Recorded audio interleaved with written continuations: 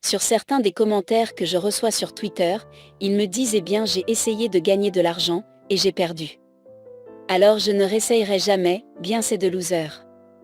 Vous savez combien de fois j'ai échoué? Et beaucoup d'autres autour de moi ont galéré pendant des années, je me suis fait avoir, on m'a trahi comme tout le monde. Mais chaque accident m'a rendu plus fort, et c'est là que tout commence, et tout le monde a ça en lui-même. L'état d'esprit fixe, donc une personne avec une mentalité fixe en gros, je suis né avec tant d'intelligence et je vais rester avec tant d'intelligence. Je sais tout ce que je sais et c'est tout. Mais je suis intelligente, et l'état d'esprit fixe. Il a du mal à apprendre. Ils ont du mal à grandir, car ils pensent déjà connaître toutes les réponses.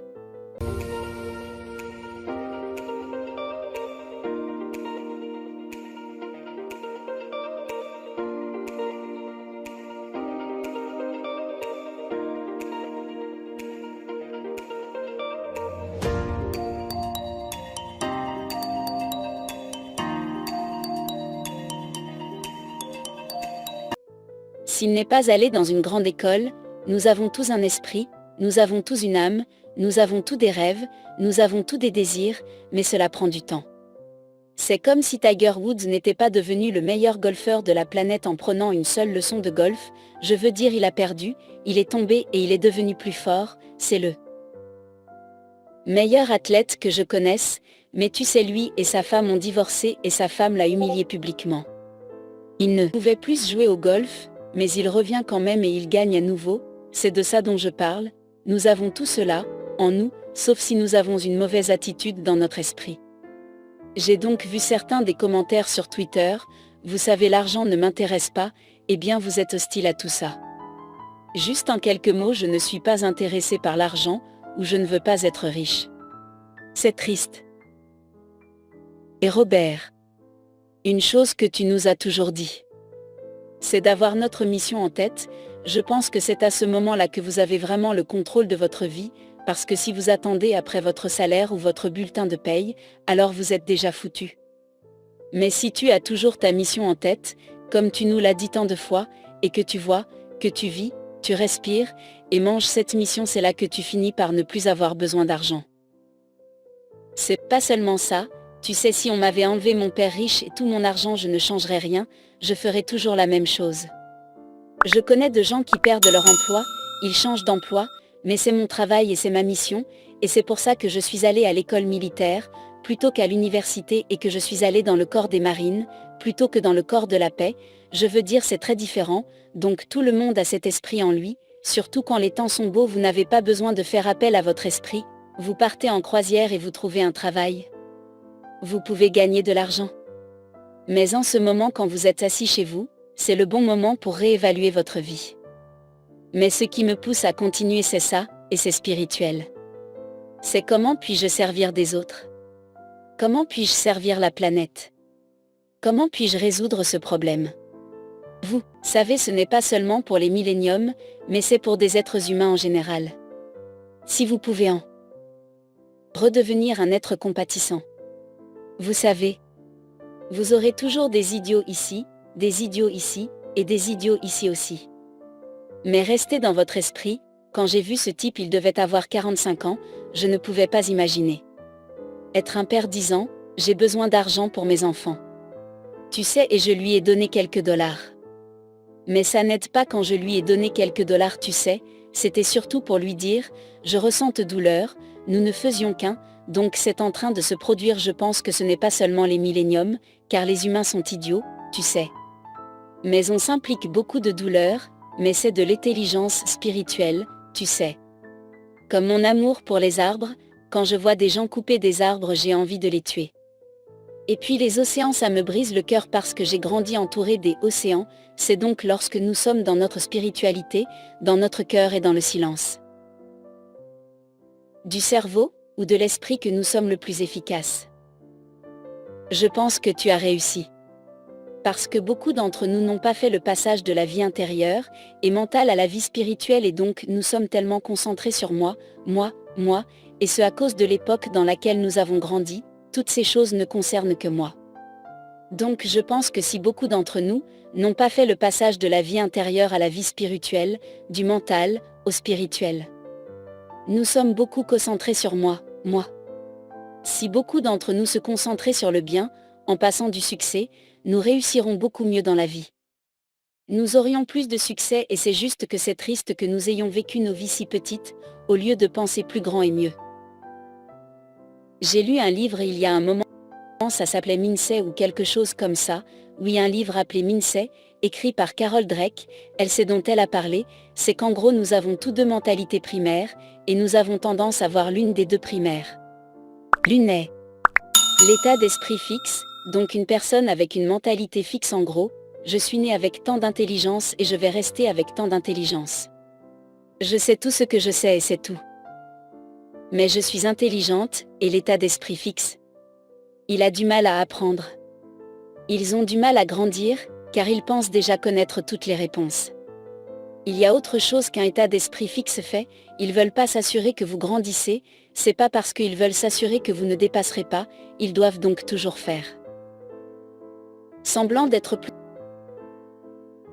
plus intelligents, meilleurs, plus riches, plus maîtres de leur vie que vous, mais les personnes à l'esprit fixe se busillent, elles-mêmes parce qu'elles ne peuvent pas évoluer et vous reconnaîtrez un état d'esprit fixe disons quand, vous avez une conversation avec quelqu'un par exemple. Et que vous lui dites « Oh, je viens de lire un nouveau livre. Ah oui je sais déjà tout, ça j'étudie ce nouveau concept de marketing, mais j'ai déjà fait. Oui comme le type auquel on a parlé hier, j'aime vos conseils mais je pense que je connais déjà les réponses, alors pourquoi tu demandes ainsi? L'état d'esprit fixe ne permet pas de relever de nouveaux défis, mais l'autre état d'esprit s'appelle l'état d'esprit de croissance. C'est ce qui nous intéresse. Et c'est ce dont vous avez besoin pour être un entrepreneur. Donc un état d'esprit de croissance, ils pensent toujours qu'ils peuvent s'améliorer, ils pensent toujours qu'ils peuvent se développer.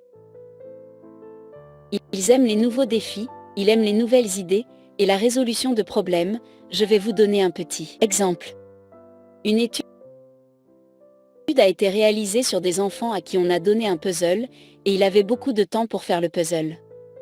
Il avait alors une deuxième option, c'est-à-dire, vous pouvez soit refaire le même, soit en faire un nouveau plus difficile, et bien vous avez immédiatement vu la différence entre l'état d'esprit fixe et l'état d'esprit de croissance, parce que l'état d'esprit fixe se dit proche, je vais avoir raison, je veux obtenir la bonne réponse, je refais le même puzzle, et l'état d'esprit de croissance est le suivant, pourquoi je referai le même puzzle?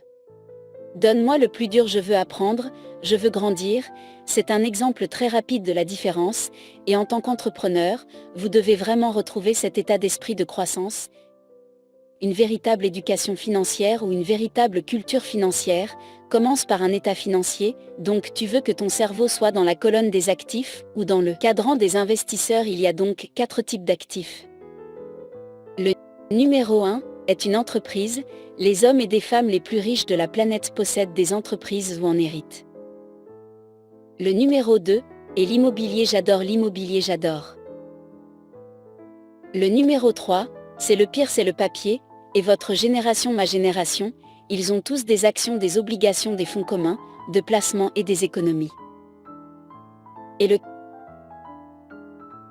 4, ce sont des produits de base, et ce sont les 4 classes d'actifs de base, donc quand je suis en train de me balader, vous savez, ou assis à l'aéroport, ou autre, je vais sur YouTube, et si je peux apprendre sur les entreprises, je vais sur YouTube où on me parle d'entreprise, je vais aussi sur YouTube pour l'immobilier. J'écoute aussi les gars qui parlent du papier, mais je ne peux pas faire ce qu'ils font, parce que les actions, les fonds communs, moi j'aime pas, vous devriez le faire mais pas moi, ok, je n'aime pas ça, c'est tellement surévalué aujourd'hui, ça n'a pas de sens, comment des actions sans bénéfice peuvent peut-être négocier à 25 milliards de dollars, chacune est fou, être fou ça n'a aucun sens. Le marché boursier n'a aucun sens pour moi, si vous investissez, étudiez-le et puis il y a les matières premières, et comme la dernière chose, que je voulais vous montrer, l'argent est l'actif, le plus sous-évalué aujourd'hui. Donc je vais sur YouTube et je veux trouver des trucs sur les affaires, j'écoute, je regarde, tu sais tout le monde a quelque chose de valable à dire, et tout le monde a plein d'idées, et je ne veux pas que les gens soient d'accord avec tout ce que je pense, s'ils sont d'accord c'est bien parce que dans le désaccord, on apprend, alors je vais sur YouTube, je regarde et j'apprends, mais c'est la grande différence ici, les pauvres se concentrent ici, les riches se concentrent ici, et c'est pour ça que je ne veux pas de travail ou quelque chose comme ça, ces types veulent un travail, ils ont un intérêt salarial, leur grand problème est qu'ils paient le plus d'impôts, moi je me concentre ici, nous ne payons pas d'impôts, et légalement, et cela met beaucoup de gens en colère, surtout les milléniums. Vous savez, ils veulent taxer les riches, oui.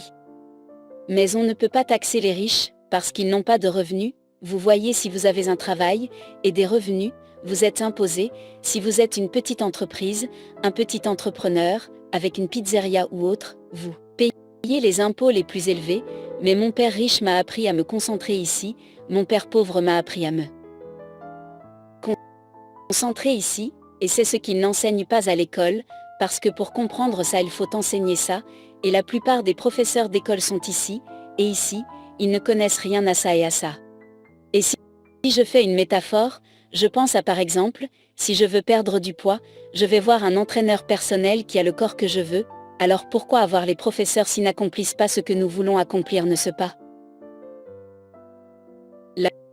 La plupart des écoles, comme la plupart des jeunes de votre âge aujourd'hui, vous savez beaucoup d'entre eux veulent devenir des entrepreneurs. Le problème c'est qu'il faut comprendre la fiscalité, c'est pareil partout dans le monde, très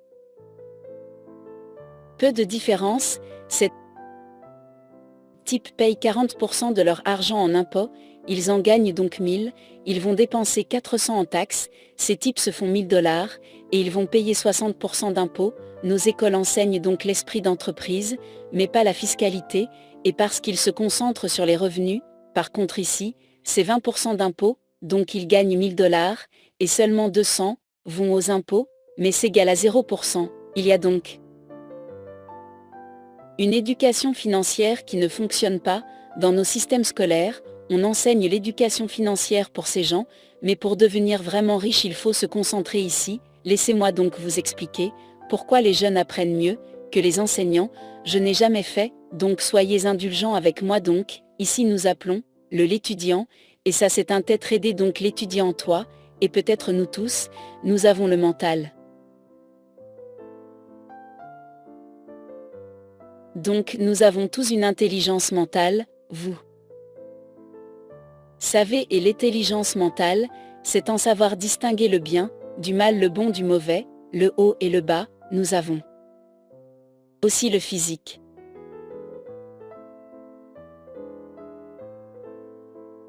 L'intelligence des grands athlètes, ce sont le plus intelligents physiquement, comme les gars comme moi par exemple, et puis vous avez l'intelligence émotionnelle, et l'intelligence émotionnelle. C'est la peur, la tristesse, la joie, et vous devez la contrôler, s'il s'agit d'argent c'est l'intelligence la plus importante, parce que la plupart des gens vont à l'école, et on leur apprend à ne pas faire d'erreur, si tu fais une erreur, tu es stupide, alors ils ne font rien, vous savez si vous avez peur de faire des erreurs. Cela signifie que vous êtes émotionnellement constipé, vous avez besoin d'un lavement parce que vous êtes allé à l'école, alors ne faites pas d'erreur, et puis le dernier est l'intelligence spirituelle, alors laissez-moi vous expliquer que l'intelligence spirituelle, l'intelligence mentale place les choses dans les bons, mauvais, bien, mal, haut et bas et autres. L'intelligence spirituelle par contre, est ce qui nous unit tous, vous savez vous et moi, sommes des êtres humains, donc lorsque je communique avec vous, je m'unis à venir mais si c'est mental, je dis, oh, vous savez c'est intelligent ou stupide, mais c'est ce que font les écoles, la raison pour laquelle les jeux sont meilleurs que les profs, dis-moi le Monopoly, comme il l'a fait pour moi, et notre jeu, que nous avons créé. Cashflow est un jeu, qui m'engage mentalement, ça m'apporte des émotions, personne n'aime perdre. Tu sais. Et puis physiquement, je dois faire quelque chose, j'aime le jeu de plateau, mais aussi le jeu électronique parce que je dois faire avec les mathématiques, tu deviens en fait plus intelligent, et puis spirituellement je veux m'assurer que tu gagnes, je n'ai pas besoin de te sortir par exemple pour gagner du cash flow, tu vois ce que je veux dire, je n'ai pas à faire de toi le perdant. Mais c'est ce que font les écoles, ils doivent avoir une personne intelligente, une personne stupide, un gagnant et un perdant, donc ce que je t'enseigne, que ce soit dans l'immobilier, et le business et tout ça je ne veux pas que tu perdes, je veux que tu gagnes, ce n'est qu'une fois de plus. Les jeux sont les meilleurs professeurs, comme le Monopoly, Par exemple simplement parce qu'il fait appel à votre intelligence physique, et que plus vous faites vos calculs sur le jeu du cash flow, plus vous devenez intelligent, sur le plan émotionnel parce que personne n'aime perdre, c'est vraiment surprenant parce que beaucoup de gens perdent, parce qu'ils sont trop heureux, or je suis riche, alors je deviens égoïste, et arrogant, je suis arrogant.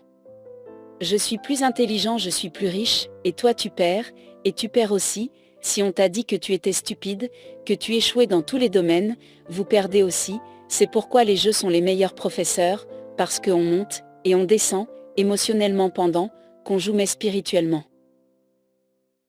Quand on se réunit pour s'entraider on ne fait qu'un.